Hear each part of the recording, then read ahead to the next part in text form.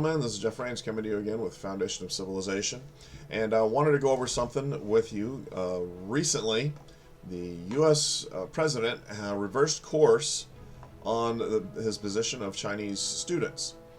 He originally canceled 500,000 visas for Chinese for students in the United States studying at U.S. universities. Many of them get into top universities. And he had his trade secretary get out there and try to tell us that that's because they want the best, and well, other people can go to other colleges. So some nonsense. It really didn't make sense. That's just the facade. That's what they're trying to tell the people. The real reason is much more complicated.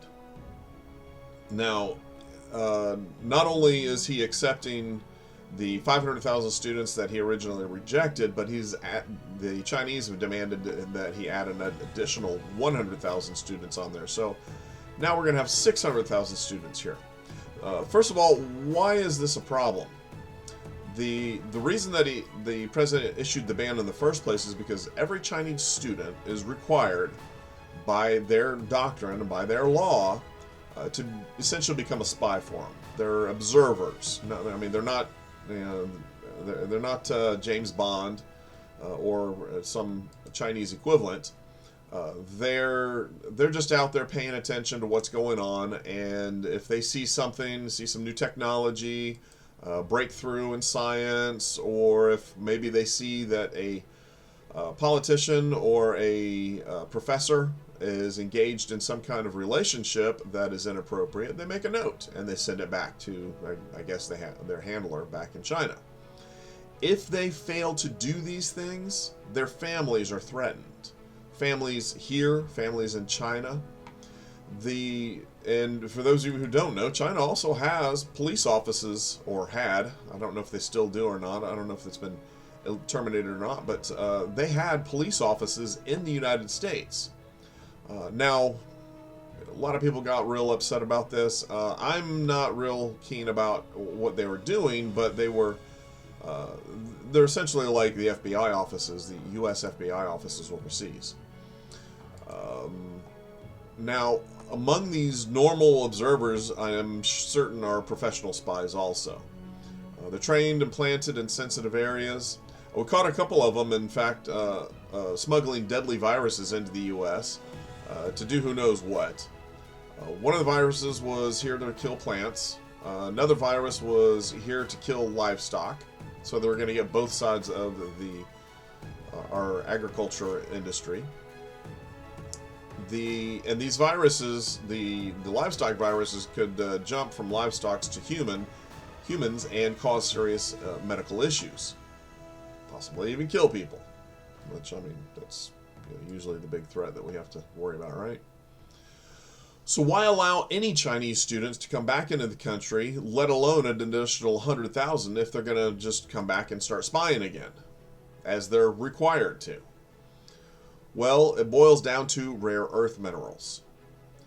U.S. manufacturers noted that they were months away from having to shut down their manufacturing lines because we're running out of rare earth magnets.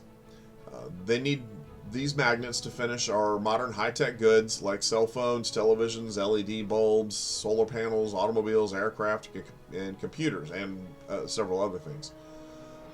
And China has 90% of the market on the rare earth minerals to produce these magnets. U.S. environmental policies have blocked rare earth mines from opening for years. In fact, past administrations have shut down mines, all while the very same family was being paid by the Chinese Communist Party. But don't worry, there's nothing to see there. One mine was finally approved earlier this year. The owners filed to open the mine 14 years ago, and they had to go through all of the hoops, all of the legal challenges, and all the environmental reviews. And finally, after 14 years, The U.S. president had to declare an emergency so he could skip through these obstacles that the environmentalists have put in the way and get the mine approved. So, the U.S. president is in a bind. If he wants U.S. manufacturers to continue building things like cars and computers, he has to accept China's demand, and one of the demands is the Chinese students, which he is not only reinstating the 500,000 students that he terminated, but he's accepting an additional 100,000. Now, U.S. manufacturers are looking to start building our own rare earth magnets, but we have to open more than just one mine. We have to open many more, and we have to produce those magnets. We will get up to speed there if we can keep the environmentalists from stopping us from having a manufacturing sector. But it's going to take a while. It's going to take at least another year before we get to that point.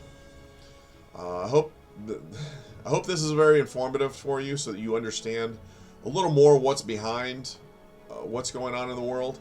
That's why I do this. I want you to understand what else is going on. What's the story behind the story? Obviously, some of the things that are behind what's going on, the president and his advisors can't tell us. They can't share with us all of the details. So I'm trying to pull back the curtain a little bit and see what's going on for you. If you found this to be informative, please like, share, and subscribe. And much love to everybody. I look forward to talking to you all again very soon. And hope you all are having a good day and hope you all are paying attention to what's going on. Thanks much, and we will talk to you again soon. Bye.